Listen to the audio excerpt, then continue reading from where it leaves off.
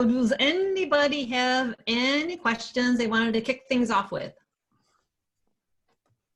Yeah, I wonder if Eric could do, when you go around the mark and you come downwind and you're trying to, I know everybody tries to get the spinnaker up pretty fast, but what's the best way of getting the spinnaker up without taking the boat, no dive in the boat? I know Andy and I did this once, right, Andy? Wait just a second. No dive in the boat? No dive?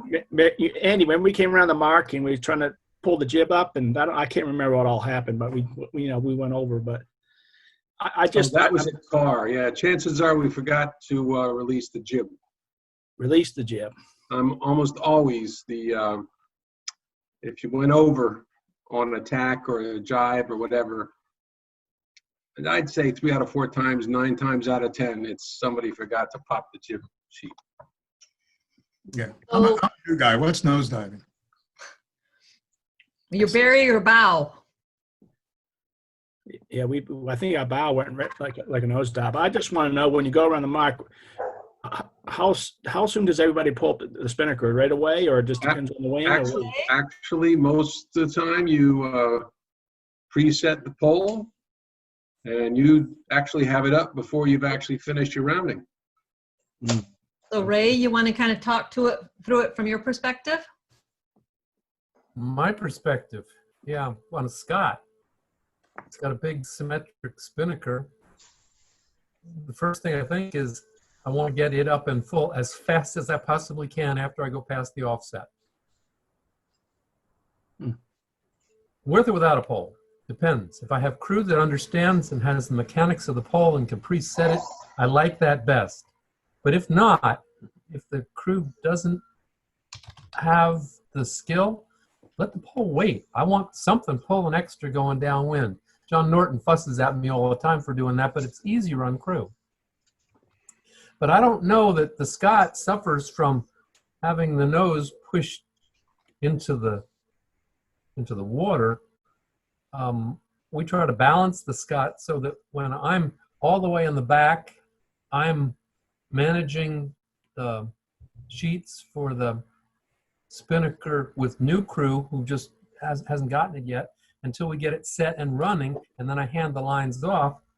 I'm steering the boat, I'm in the back, I've got the 2 lines, and so I move my crew forward to balance the boat because I want the boat to be flat both ways, forward and back, side to side, because that's how, thistles and Scots sail fastest. So if you have an offset, one of the purposes of the offset is to give time for the spinnaker boats to set their spinnaker. So after rounding the weather mark, I'm putting the pole up and getting things set up so that, as Andy said, as soon as we turn at the offset, Eric's able to hoist the spinnaker. That's the goal. We don't usually make it. But we are getting better at getting that pole in position and the lines where they need to be between the weather mark and the offset. And there are some secrets to launching the spinnaker. If you can get the wind at your back quickly, if you want to go low off the mark, it's easier because then the wind picks the spinnaker up. On a Scott, if I stay fairly tight and stay high, I need the pole to get the spinnaker around the forestay, or else it just gets stuck. Right. We always try to launch the spinnaker from the leeward side, usually the port side, because then we can pull it up without having to worry about having the wind behind us, and then sail a little bit before we jibe if we wanted to really have the spinnaker on the starboard side. Pretty typical of the way Scots do it too, Jolene, where you run the spinnaker up behind the main and it's protected, but it doesn't fill until you get wind around the side of it or in back of you, or you get the pole out and can pull it around so that it faces the wind and can start to pull and draw. Hey, Stephen, remind me, were we on a Buccaneer? A Buccaneer, right. Yeah. A Buccaneer is a bit Uh, I remember that day pretty well. Yeah. yeah, so it's a little more, a That, little that less boat was, stable than a Scott or a Wayfarer. You know? yeah, that boat's more very high performance boat or something. You know, I think it's an experience question. There's a lot of weight maneuvering, especially with us big guys, right. and so it's pretty easy to start something you didn't intend if you're not Right. not Yeah, a- the Buck is a tippy boat, yeah. and Yeah, keeping your weight in the we're right both- place all the time is very important. And we're both heavy people, so it probably didn't take a whole lot. Let's talk about this a little more, because if I'm coming upwind, around the upwind mark, really, I'm talking to my crew at or about the time we're rounding that mark, and I'm telling the crew, I'm repeating something I said before we even put the boat in the water, and that is, I have some vocabulary. If I say barrel-away offset for the spinnaker, then my crew knows we're going to launch the spinnaker and we're going to pull it around so that the pole is on the starboard side. You know, there's two types of crew management, right? There's one where you babysit them, and the other where you say, "All right, we're jibing." And if they're in the groove, they pick it up on it, say, "Oh shit," and they get on it. If not, you go, "Well, that didn't work so well." That's So- why it's easy for me I to get think I crew, was in because I that don't boat. abuse them when they're new. There's the third kind, which is the guy that says, "We have jive." So, The jibe is a different matter than That's- saying the spinnaker. Well, when Jolene and I are coming either around a weather mark when there's no offset or in between the weather mark to the offset, I try to tell Jolene ahead of time, or Jolene will ask me on the last tack on the windward leg, which way do you want to go? And sometimes I'll say, I don't know yet. Other times I'll say, I just want to do a barrel-away set, which means we're going to come around the offset mark. We're going to set the spinnaker and turn downwind. And whether we sail hot or deep is going to be a matter of what the boat is and what the traffic is. Although sometimes I'll say I want to do a jibe set, which means I want to come around the mark, jibe the boat, and then we'll hoist the spinnaker. Right. And that's if we're how doing a I'm barrel-away doing. set,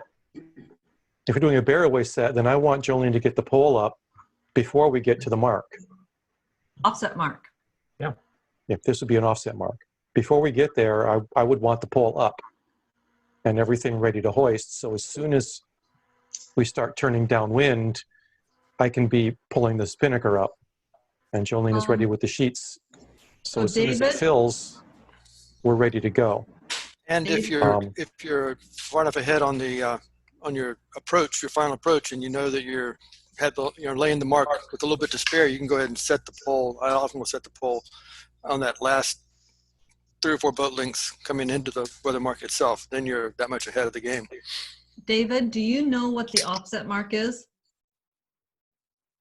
No, and I don't even know what the pole is. So, Eric, can you set up a diagram for the windward and a offset? And David, and when you fly a spinnaker, there's actually a pole that you attach to the mast on one end, and the other end goes into a clew of the spinnaker sail. So it forces the spinnaker sail out. So it's kind of like a fixed extension that keeps the spinnaker flying. Have you seen spinnakers at the lake, David? Yeah, I've seen them. Yeah. So there is So- there's So a it fixed, rotates like forward on. it will go forward and back, and you adjust it perpendicular to the wind direction. And if you have to actually change directions, then you have to take it off, swing it over, attach it, and then extend attach it. If you end up jibing Okay. while you're sailing the spinnaker.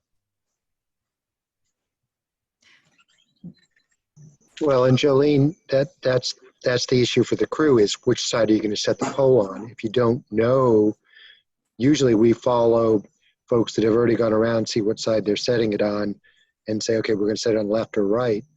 But if you really don't know, your crew is sitting there saying, which side am I going to set it on? And that Right. gets confusing. And a little stressful. And we're back to last week's topic, which is skipper and crew communication. So Oh, before you there's even a- get to the mark, the skipper and the crew should be talking about how are they going to round the mark.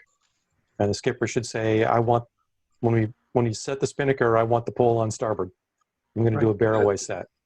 Tiller Or time we're going really. to do we're doing a starboard set and an immediate jibe. Or we're Right. just going to do a jibe set, And it's quick which means we're going vocabulary to jibe there. and then set it. When I say I'm doing a jibe set, my crew knows what that means. When I say barroway, they know what that means, and they're ready to go. So Eric, you got the diagram ready? Don't you see it? No. No, Oh, I There's- thought I had that. there's a- Oh, sorry. I thought I was sharing all along. I was moving boats around. Okay. Okay, my bad. Okay, so here's a general windward-leeward course. And sometimes, probably not this year very much because we're trying to simplify the race courses a lot. But a lot of times there would be another mark just off of the windward mark Now, called the Eric, offset mark. that mark is usually downwind a little bit. A little bit more. Well, either straight off or a little bit downwind. There you go. Usually. I like that better. I've been on courses where it's been like this. Yeah, or but even don't go worse like there. this. Don't go there. But that's badly set. Normally, it's even, or the offset is a little bit downwind. This is in a windward leeward. I'm going to take this mark off and move things down more to the middle of the table. Take your watch off. Everybody's a critic. Not everybody. But What's wrong with the watch? It's distracting. Oh. I didn't even notice. so in addition, after you round the windward mark, you have to sail a short leg and go around the offset mark. And this is a tool that race committee uses to reduce traffic around the windward mark. If you have a big fleet and a bunch of people are jibe setting around the windward mark, they're turning and running into a bunch of other boats here that are coming up and trying to round the mark. And that can cause a lot of problems. So they will set an offset mark,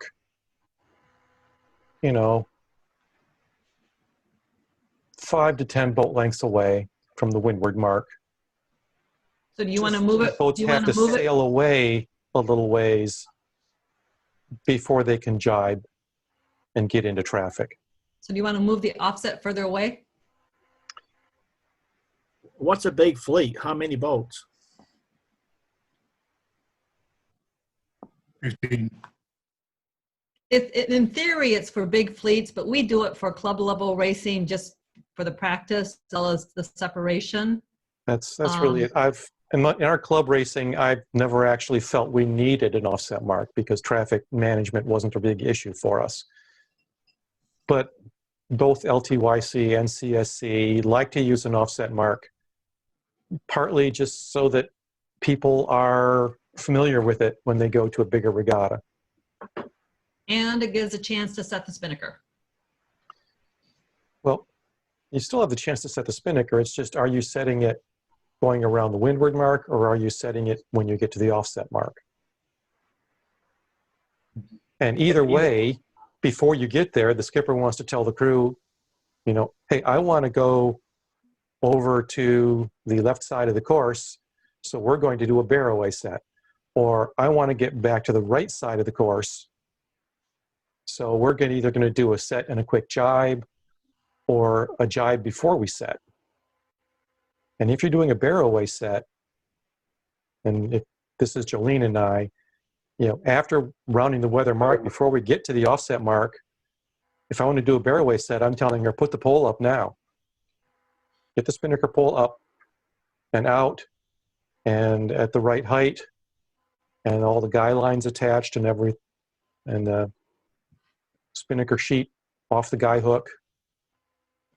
So that by the time we get here, we're ready to turn down and hoist the spinnaker. And I think we're usually a little late getting the spinnaker hoisted. Most of us are. You have a bow launcher? No, we have a snout. Well, that's what I mean. Yes, we have a snout.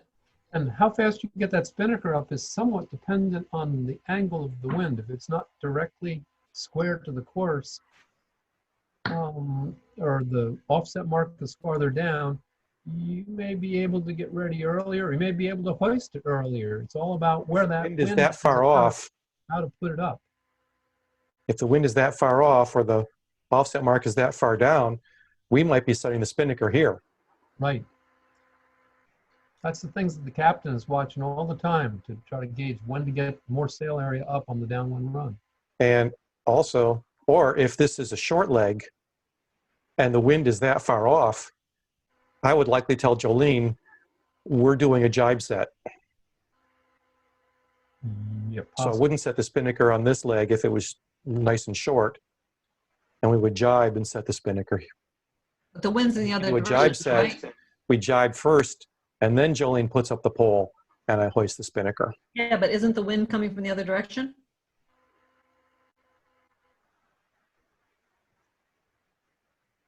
What do you mean? Right there, you're right. That's a jibe set when the wind is where he's got it. Okay.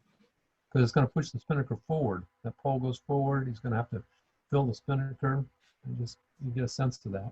Okay. Especially if there's no offset mark. And we're coming up to the mark. Well, really, like this. Then I'm going to tell Jolene we're going to do a jibe set because I want to round the mark, jibe the boom over, and then set the pole and hoist the spinnaker. Depending on where the wind is, you're going to do one or more jibes. You have to do at least one. So it's important to keep in mind that direction of the wind and the straightest course at the place where your boat is the fastest with the spinnaker. On a Scott and on a buck, what we talk about is keeping the seam of the symmetric spinnaker right on the point of the bow. When you do that, you're actually sailing a little bit hot. You're not going directly downwind. Yep. As Ray says, some boats, when they're sailing with the spinnaker up, let's say the course is true, they want to sail dead downwind. And this varies according to what type of boat you have and what the wind and water conditions are. You know, if you've got moderate winds, then your fastest point of sail might be sailing the rum line, dead downwind. And that's the case on the Tanzer a lot. In really light wind,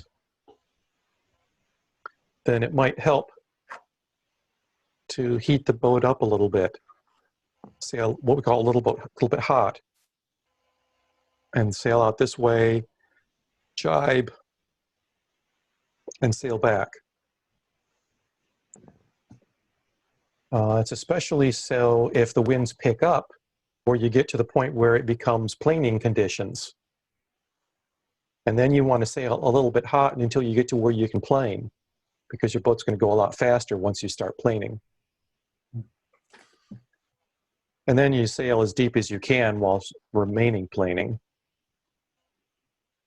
And also, if the wind is really high, then it's simply dangerous to sail dead downwind because you run the risk of getting a death roll. You can get out of control very quickly if you're sailing dead downwind and the wind is up. So if the wind is really high, generally you'll sail just a little bit hot just to keep the boat under control better. The speed around that mark, it can be of tremendous value to your competitiveness. You can literally, the sailing term is roll one or two boats within 3 or 4 boat lengths if you do that rounding optimally, and others do not. And on a 5-0, we literally take the cross get up on a plane during the cross and maintain that plane as we go around while we pop the spinnaker. So it'll power up on a beam reach. That beam reach is a really powerful point of sail. Most people sit there and rest and go, la-di-da, I'm waiting for the offset to, you know, get back in the game. And then once they pop it, they also sit there and go, oh, we're on a spinnaker run, let's crack a beer. If you read the North Sails strategy book, they go into excruciating detail of how if you pick up the lane in the downwind run and play it properly, you have a much more competitive edge over someone who does not in terms of the potential for relative speed. So as you have people you race against all the time, you'll know that going upwind, they may be faster than you are, or you may be faster than they are, and going downwind, they may be faster than you, or vice versa. Anybody have any examples to share of experiences racing against your regular competition and them being faster downwind than you, and why you think that is? I think this guy named Taylor, who's on this thing, is usually a brutally efficient downwind racer. If there's ever been a time when he's caught the fleet on Lake Townsend, it's been on that downwind leg every freaking time. It's not bad going upwind either. I'd like to amplify what Andy just said, is that the windward mark rounding, especially the leg to the offset and the rounding of the offset, in addition to just the rounding of the windward mark, can be a great passing opportunity. Yes. If you maintain your speed, a lot of people will round the windward mark and turn down hard, and the boat will just sag and slow down, and they'll raise the spinnaker and they'll wait for the boat to accelerate again. And when I was racing earlier on, especially against Frankie Meldau, I watched him just blow by boats time after time coming around the windward mark, because he would keep his boat speed up. He would round the weather mark and stay a little bit high and just run right over everybody else. So keeping up your boat speed is vitally important around the weather mark. And also, if you are sailing a high performance boat, like a catamaran or a racing skiff, 5-0. Especially if you have a spinnaker, it's vitally important to keep your speed up while you pop the spinnaker. Because if you put the chute up when you're going slow and the wind is high, it can capsize you. You have to keep your apparent wind forward. So Eric, this brings up another issue we haven't really talked about. So you've got your jib up as you're making that turn. And I've heard two different pieces of advice from experienced sailors: either uncleat your jib and focus on getting the spinnaker up, or cleat your jib flat and lock it in, and then deal with your spinnaker, and then eventually take your jib down once the spinnaker's up and running well. What thoughts from folks? Technically, if you think of your boat as an aircraft on its side, right, and the curvature of the wind, the relative wind against the sails, you want to ride that pressure curve and get as much out of it as you can. Now that's optimal. So you literally crack open your jib and crack it open your main at every second along that curve to get the optimal power you can out of it. And then when you get good, you know the exact time when you say, okay, I got another second or two to leave the jib alone, let's pop that spinnaker and power that up. At that point, you blow the jib because it is insignificant relative to your spinnaker if you set it fast. But subpar sailors, you're right, the concern is I get distracted by all this detail and I gotta pop a spinnaker. So why don't I crack open the jib a little bit so it does no harm, and then go pay attention to the spinnaker. Some depends on boat design as well. I've been on boats where the jib catches. If you let the jib off too much, it fouls the spinnaker. The spinnaker is going to launch. Absolutely. That's what happened on the Scott. Yep. Yeah, exactly. And you also have you have to release your vang on a thistle or you'll break the boat. Same with the Scott. You'll really. Yeah. It must be something with Sandy Douglas and the way he designs boats. The other It issue. doesn't attach the vang to the mast. There's another issue with. I mean, some boats like to take their jib down while they're flying a spinnaker, where others leave it up all the time. So again, it depends on the design of the boat, what you want to do. There are some boats that leave their jib up and fly it like a staysail while their spinnaker's up. And there are some boats that it just gets in the way and they take it down. So the answer to your question is very design dependent. So Alan, can you comment on the Weta and spinnaker and hoisting single-handed? Sure. Well, the Weta's got an asymmetrical roller furling spinnaker. So it's out on the end of the bowsprit. Going upwind, it's furled. Coming into or as I go around the weather mark, I start cheating it out. Depending if I'm a little bit fat, I'll go ahead and I'm learning how to set early. And maybe it flogs a little bit, but as soon as I bear off to the point, which is a beam reach, maybe even a little bit of a fat, a little bit high on the beam reach, that spinnaker starts to fill. I'm wanting it to fill so that I get that speed going around the offset. Being a sport boat, I guess you could call it, we sail very high, beam reach, maybe a little bit fat on a beam reach. So we do like the catamarans going downwind. It's a big long tack going downwind.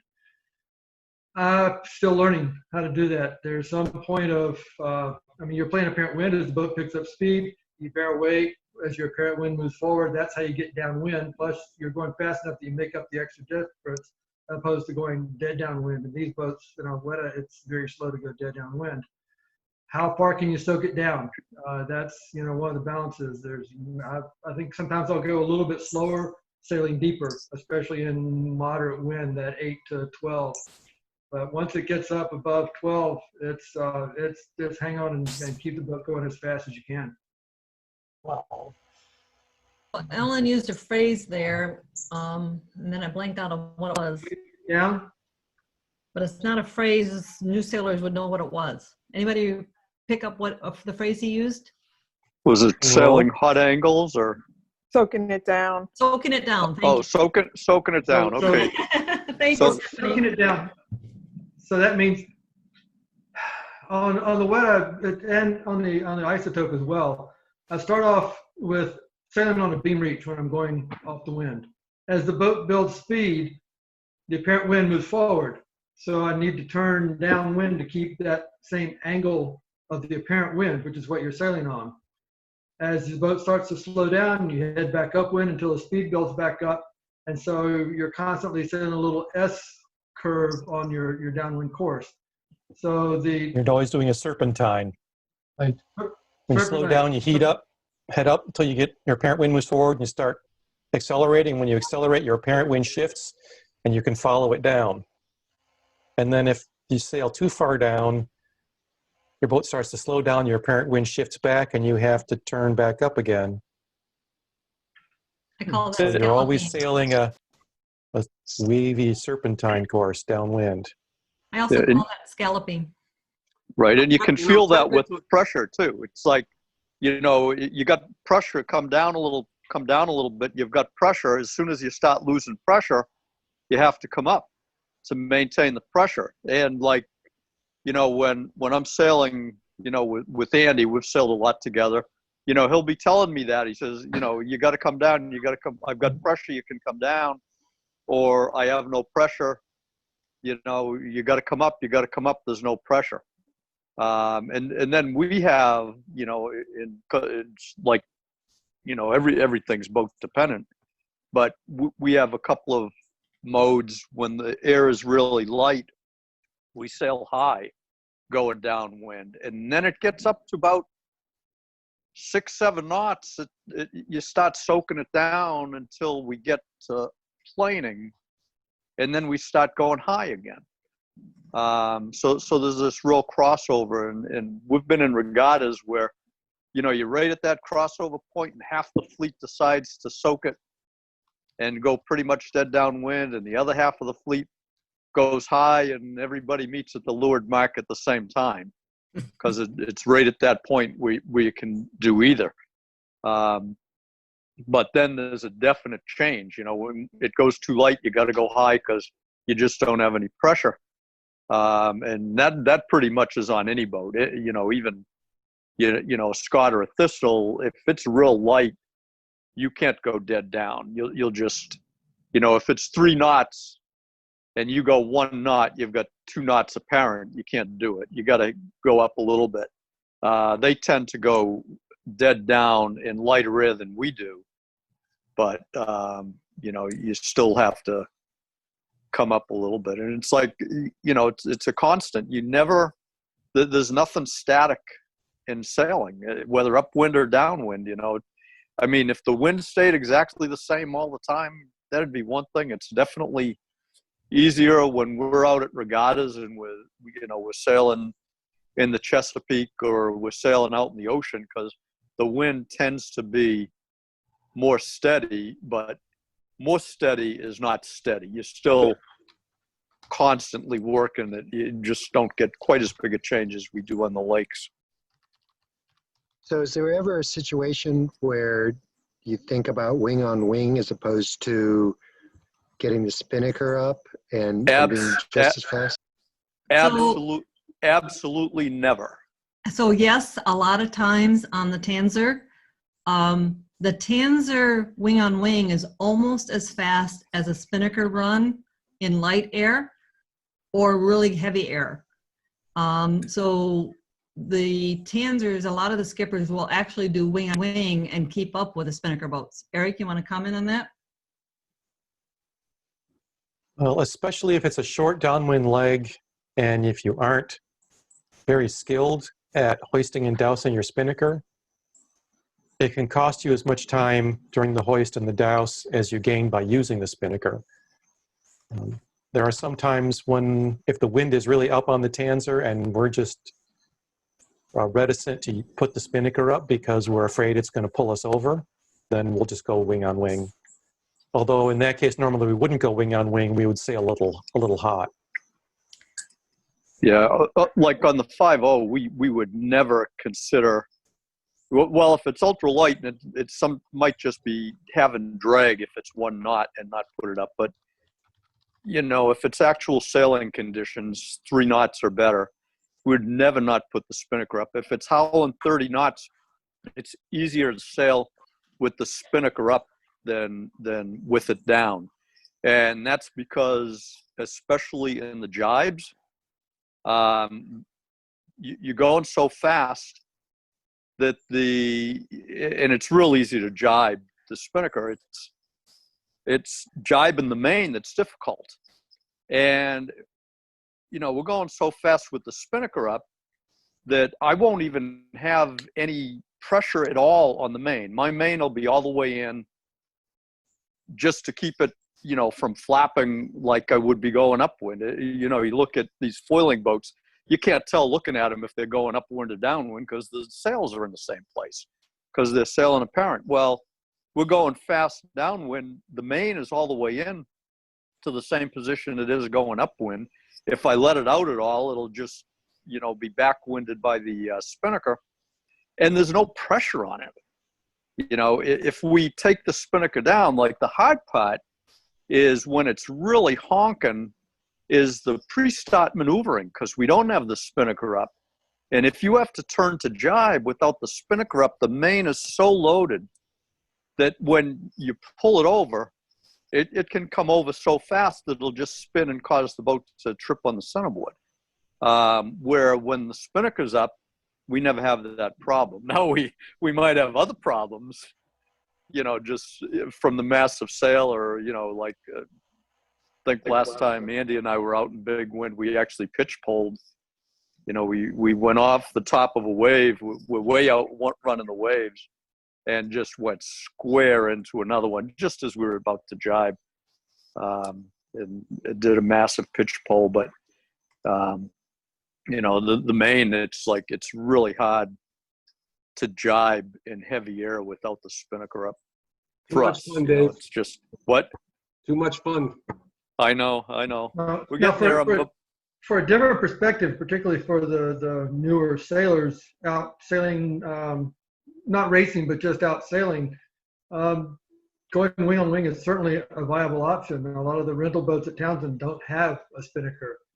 So it's it's a good way to get downwind. You get the jib out when you've got that extra, when the wind's behind you, the jib gets out. So it's actually helping you some. Doing that, I always, I'll hold the sheet of the sail and move it up, down, in, out. It's almost a game for the crew to keep that jib flying when you're going downwind, and for the skipper to keep the boat headed downwind enough that you can keep the jib out wing and wing.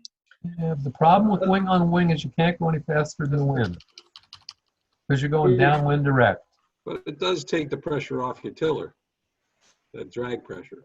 Yeah. Well, it is possible to sail wing on wing by the lee a little bit. True that. And sometimes that pays off. Yeah, on some boats, yeah. If you have And on swept some boats you can spreaders, do that. And that can actually be, you can sail faster than you can dead downwind by going a little bit by the lee, but still with a whisker pole out. Can you explain that a little bit more, Eric? Yeah.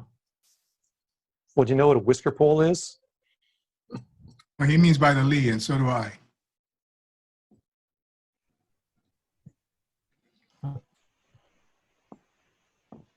I think he's showing what by the lee is. Show the Okay. picture. Yeah. Place to be. Okay, so this is sailing dead downwind. And this is sailing a little bit hot. It's again back down to dead downwind. If you're sailing by the lee, you're actually sailing a little bit like that, possibly even with your boom farther out than 90 degrees. Right. The little bit If the wind is actually hitting your stern quarter on what is your leeward side, then that's called sailing by the lee. And some boats do this very effectively. Lasers especially will sail by the lee almost up to 45 degrees. So if you have a whisker pole, which is the same thing as a spinnaker pole, except instead of going to the clew of the spinnaker, it goes to the clew of the jib,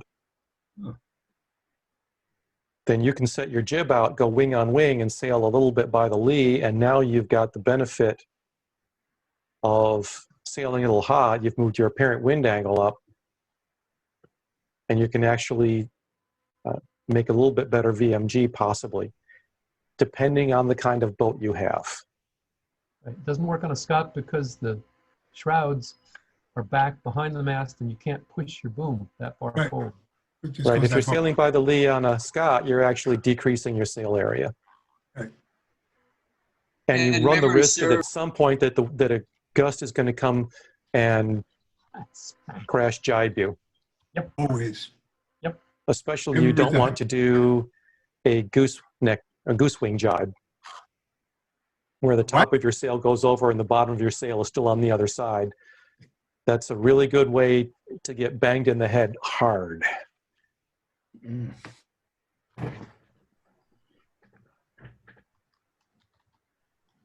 Now, on some boats, if the wind is up, a spinnaker can actually make it easier to go downwind because a spinnaker tends to pull your bow up. At least a symmetric spinnaker does. An asymmetric to a lesser extent, but still some. A lot of catamarans that have spinnakers,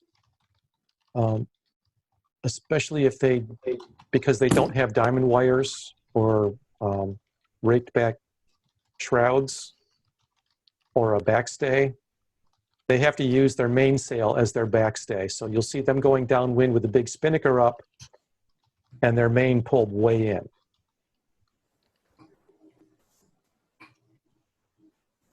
So they're sailing 40, 50 degrees, maybe approaching 60 degrees from the wind, but their mainsail is sheeted in really tight. And that's because, as David said earlier, the spinnaker is doing all the work, and they're actually just trying to keep the leech of the main tight to keep the top of the mast from breaking off, because there's no standing rigging keeping it in place. So, I mean, going downwind is very different depending on what kind of boat you have. So Similar to the last question, I have noticed that especially if it's a short leg, in my opinion, it just doesn't make sense to run the spinnaker. If the winds are good, it always makes sense to do it. Even if it's a short leg. Yep. It's the It skill of also- it's the skill of your crew that matters. Right. But the only way you can get skill is by doing it. Yeah. You can get the Yeah. spinnaker up and set quickly. It's always to your advantage. Yeah. If you say if it's a really short leg, well, if it's a really short leg, probably it's not an optimally set course. Right. But also there is a trade-off. I mean, there's an amount of space that you lose when you're hoisting and when you're dousing, and you have to be able to make that up while you're flying it. And if you're, And as Dave said, if the wind is really, really light and it just won't fly the spinnaker, then you might be better off just going wing on wing. so the boat's in front of you and flying it, you fly it. You look behind and you see the Behind boat you are flying behind it, you fly it. You fly it. And it's blowing like stink, you got to make your own decision. I don't know. I don't often look behind. Often I see everything in front of me. I don't There's been a know. lot of hot regattas that Jolene and I have sailed the Tanzer in where the wind was up and we just said, we don't need the spinnaker. We can sail the rum line without it and be just as fast and more under control. Yeah. So we haven't. But JC, back to your point about you don't see. I asked my crew on the downwind run to always be looking back. Part of the reason JC is saying that, Ray, is because there aren't, what, JC, too many boats behind you? There's nobody, maybe Otto's behind me, but that's it. Even so, I want my crew to tell me which side the wind is coming from because it's coming from behind me and not in front of me when I'm going downwind. Right. So like with everything else, practice, practice, practice. When you're just out, practice setting the spinnaker. Set it, bring it down, set it, bring it down, set it, bring it down. Another thing we were talking earlier about a jibe set on a boat like a Scott or a Thistle, which does not have the scoop or the bow launching capabilities. If you do a jibe set, you've got to jibe, set the spinnaker by tossing it out so it goes off the windward side and gets around the forestay, and then you set the pole. So it's a whole different set of practices. Same with dousing. A lot of times people, well, usually if you're coming into the leeward mark on a port jibe, you got to douse the spinnaker to the windward side so it'll be on the port side when you get back up to the weather mark. So you got to learn to do a weather douse as well as a leeward douse. Leeward douse is safer, especially in wind, because the spinnaker is behind the mainsail. Which brings into another set of douses. You know, do you douse and jibe if you're coming into right the mark on starboard tack? How do you coordinate when to douse, get everything down, and jibe? It's a lot of coordination, choreography that has to happen quick. If you can have the luxury of sailing with a regular crew, you can practice all those maneuvers and get better both as skipper and as crew, and getting your dance down of how you're going to do all those maneuvers. And that'll vary on the boat too. So like on a 470, they always do their takedowns to windward because they pull it into the sail and it collapses.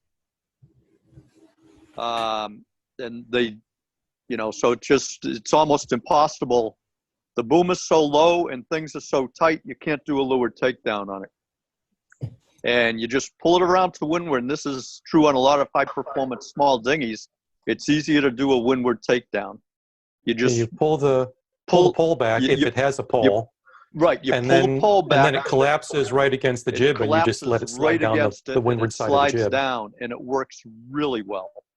It's called a Mexican takedown. Yep.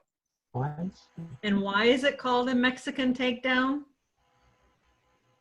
I don't know. That's traditionally Are you being politically Is that politically correct? Well, I think actually, it was first made popular in a world event when the Mexican team did it. So the team from Mexico, I think it actually came out of an Olympics. I'm out of Southern the team from California. Mexico did it and really gained on everybody. So I'm out of Southern.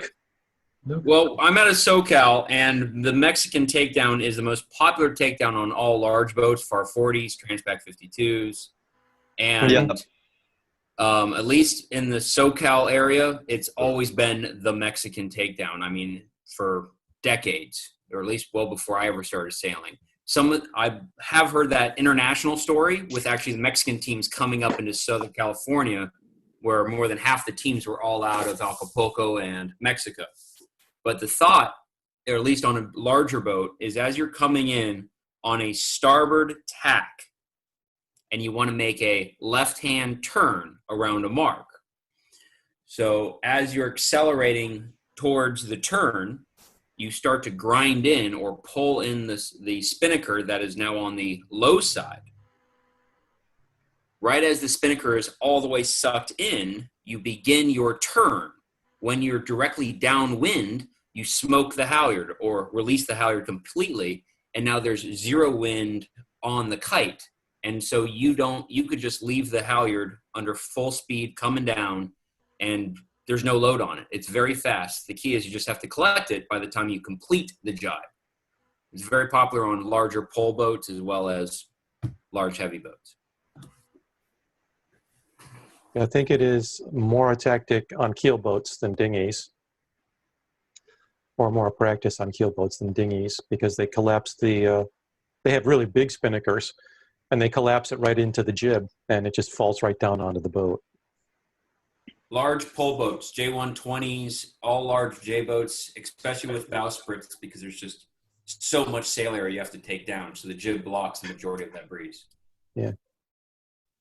But it actually predates those boats. Oh, yeah. Old IOR days and before. So while we're talking about downwind kinds of stuff, in high wind, any tricks or thoughts on decreasing the risk for capsizing when you're jibing? Do it. Keep your speed Do up. it at maximum speed. You want to see, the thing is, when you're new especially, you think you really want to jibe when you think it's the worst time to jibe, which is when you're going full speed.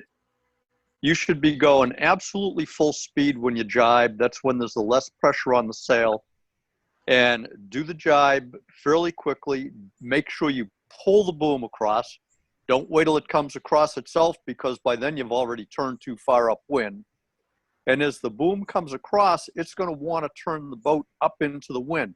So as it's coming across, you have to start turning the other way. So let's say you're on a starboard jibe, right? The pole's on the starboard side, and you're ready to jibe. You come down, you jibe as quickly as you can, and as the boom comes across, so basically you're pulling the tiller away from the mainsail. You're going downwind on a starboard jibe. You pull the tiller away from the mainsail to initiate the jibe. The second you're dead downwind, pull the boom over fast, and as that boom comes across, you're going to have to move the tiller to the other side to stop the momentum of the boat turning. The lighter the boat, the more important it is. And the worst thing you can do is, you go to jibe and you were slow and you get hit by a gust. Don't jibe in the gust. You got to wait until you're up to full speed. Get up to speed again and then jibe. And that's when you're going to have the most success, because the sails have the least amount of pressure. And you got to kind of do an S turn when you're jibing. And this is, when it's in heavy air I'm talking about. What kind of boat do you normally sail? I sail, who, JC? No, Scott, who asked that question. Thistle. Okay, yeah. Are you and your crew on Thistle? Yeah. Yeah.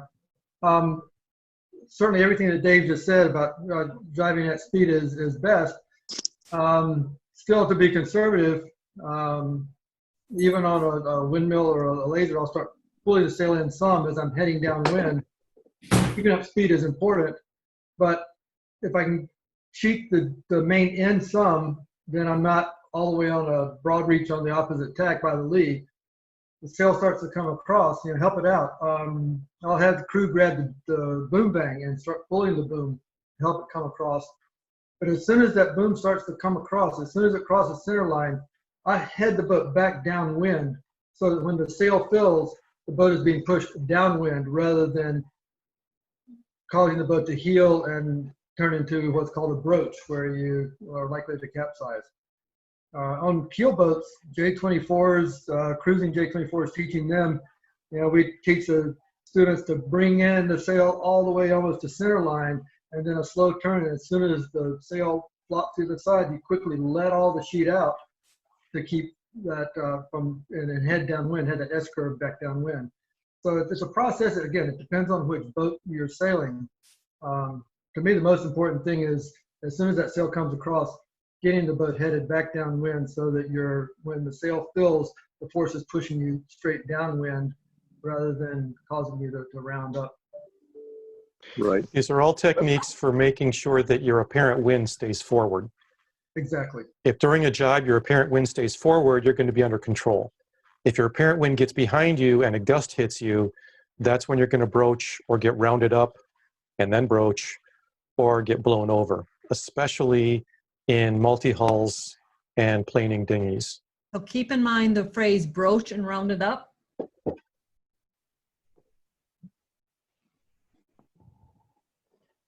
Does anyone not know those terms? David, I'm thinking you don't. About the word death roll? No, I don't. Correct. So a death roll is when the boat rolls to windward. It happens particularly on boats like a laser that do not have a jib. So you just got the one sail on one side, a gust hits, and the sail tends to try to become a wing and sail forward to the sail, which is sideways to the boat, and it rolls the boat to windward to the point that it capsizes to windward. On a high wind and a laser, that can be rather dramatic. You could probably find some YouTube pictures that will tell you about that. So I was sailing the Tanzer without the jib, and I was thinking maybe that was, and it sort of felt like that was happening. When a gust hits, if the boat starts to roll to windward, that's starting towards a death roll. It's a windward capsize or a leeward. It's a capsize to windward instead of a capsize to leeward, which is more natural. If you're sailing in heavy wind, dead downwind on a boat with a round hull like a Tanzer or a tippy boat like a Buccaneer, if a gust hits you, you can overcorrect very easily, get your weight out too far too fast. And then especially if the wind lets up or you get a gust the other direction or it gets backwinded a little bit, it'll roll the boat right over back on you. And a lot of times it'll be 2 or 3 cycles of rocking back and forth before it then capsizes to windward. And that makes for a very dramatic death roll. One story that I rounding up is when the wind gets you and you have so much weather helm that it just spins the boat up out of windward on you. Which is better than capsizing. It's better than capsizing, but you're still out of control. Jolene and I have gotten rounded up out of control on the Tanzer multiple times. And it's bad if somebody's behind you and you're out of control and the boat turns around right into them. Broaching is when the boat almost capsizes, when you get blown over.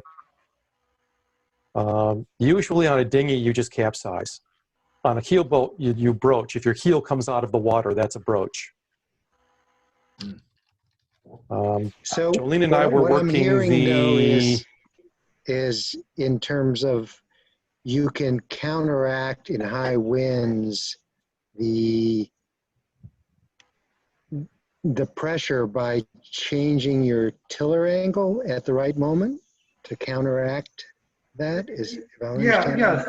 So if you're in high winds and going downwind, off the wind, with or without a spinnaker, but especially with a spinnaker, if a puff hits and the boat starts to heel, you want to head further downwind, which is going to reduce the amount of heeling moment on the boat. So similarly, at the end of a jibe, as soon as the main sail comes across the center line of the boat, you let it all the way up, you head down, turn the boat back downwind. So it's kind of, you reverse your direction, so you head downwind. It's almost easier. Mount of Air could show you with his board, but you know, it's the kind of thing you need to practice, and you can kind of sort of, in moderate wind, you figure it out. It's really something you do in anticipation. If you are getting hit by a gust and rounded up or heeled way over or heeling to windward, moving the tiller isn't going to save you. By then it's too late. You've got to change your sheets. What Alan is talking about is while you're jibing, you know, you let your sail out in the jibe, and before the wind actually catches your sail and it fills and starts and generates huge weather helm and tries to round you up, you're already steering back down to prevent that. Now that's all in a jibe. Now when you're sailing to windward and a gust hits you, we like to say ease, hike, trim, but also you have the option of feathering up a little bit. The corollary to that is downwind. When a gust hits you, you steer down, especially in catamarans and planing dinghies, because when the gust hits you, it changes your apparent wind angle, and you want to follow it down. And it's not just to keep from getting out of control, it's also about maintaining your speed. You can keep your speed up and sail deeper and make a better VMG. That makes sense. So when the wind is puffy and shifty, you have to steer your boat downwind just as much as you do upwind. Yeah, and sailing dead downwind when it's windy is I mean, it's risky, and you can get into a death roll. Your boat starts to roll, and you counter it with weight and tiller, and then it rolls the other way real fast, and you just get into this situation that's almost impossible to control. And basically, it's usually 1, 2, 3. If you get into a death roll, it's like, by the third time you're over. So you got to catch it before then. And usually the way to stop it is you got to head up a little bit. I was talking earlier about when the wind conditions changes, you either, let me put it this way, is if the wind is really light, then heating up a little bit is generally faster in a lot of boats. Boats like the Flying Scot and the Tanser. And when the wind reaches a certain speed, especially if you can heat up and start planing, then you need to heat up. But before that happens, there's a certain speed where you can actually turn down, and some boats will sail dead down as fast as they will sailing hot. There's a crossover point at some point. Yeah, VMG wise. And then usually there's another crossover point when you start reaching planing conditions, at which point then you heat up in order to be able to plane. Or when the wind just gets high and sailing dead downwind, you run the risk of having a death roll. It's very easy to get out of control, especially if it's puffy and shifty, if you're sailing dead downwind, because you don't have a lot of opportunity to immediately correct for a wind shift or a puff if you're wing on wing, for example, like you do if you're sailing a little bit hot. So when the winds are really high, very often boats will sail just a little bit off of dead downwind, just so that their sails are all on the same side of the boat so that they can react better to a sudden shift or a gust. Eric, there's another piece to this, and that is when the wind's high and you have a long fetch, you're going to build following waves.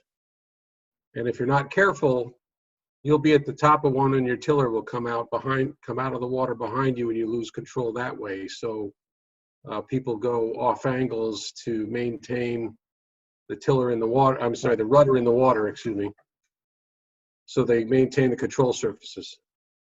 Right, if you're It's going also a dead nice downwind and opportunity your to rudder comes out of the accelerate. water, you're out of control completely. Right. Your boat's just going to do something and you don't know what. And I've seen that very effect on, 36 footers as well. You got a good following wave. Yeah.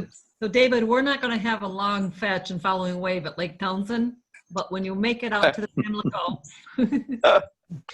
Well, I never had a lot of experience in sailing in waves from Lake Townsend or from Carr Lake or Jordan Lake.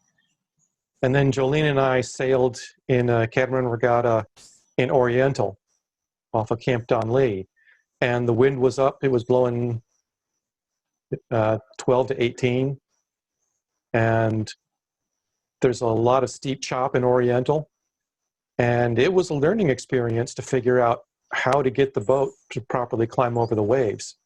And it was a lot of serpentining because you had to really crack off and foot and sail fast to get up over the wave. Or downwind, I had to heat up because we were sailing faster than the waves were moving. So it wasn't a matter of trying to plane, it was a matter of heating up to sail up the back side of the wave and then sailing really deep down the front side of the wave and then heating up again so that we didn't smash into the back side of the next wave. So it was a tremendous amount of serpentine, much more than I was used to before. That's a nice opportunity for submarining too. Yes. Nice opportunity for pitch poling. So Yep. Submarining is you bury your bow. Pitch pulling is you nose first and topple over yourself. Yes, you Slip on capsize. the wire and you swing wide. Yeah. yeah, you capsize by going nose in. And if you happen to be on the trapeze, you do what's known as a Peter Pan. That's right. The boat stops and you don't. You just go, hey, look at me, I'm flying. You go absolutely flying. And then later on, you change your shorts. Yeah, and so Eric was talking about steep chop. So you've got waves, and and chop is waves. It's a type of wave, but chop is harder to sail in. It's harder to sail in the Sound than it is in the ocean. Because if you have a 4-foot chop, that's huge. There's steep faces. You're pounding. Usually the distance between the waves isn't that big. If you're in the ocean, I've been in the ocean in 10 and 12 foot waves off of Wilmington. One regatta we had, in fact, you guys that remember know Joe David, but he was sailing my spare 505 in 37 knots. And we had huge waves, but the waves they're easier to sail in than the chop because it was 100 foot between waves, and it was like up and then down. Where with chop it's like bang bang, up, steer down, steer up, steer down, and chop is the hardest stuff to sail in. So we need to do a time check. This has been really entertaining, interactive. I think it was either Annette or Gail, I don't remember what, emailed that they weren't able to make it tonight, but they asked if one of the topics could be line material. Basically, they said relative to replacing line, it's all Chinese to them. So would you guys be interested in discussing the different kind of lines that are available now for the different rigging?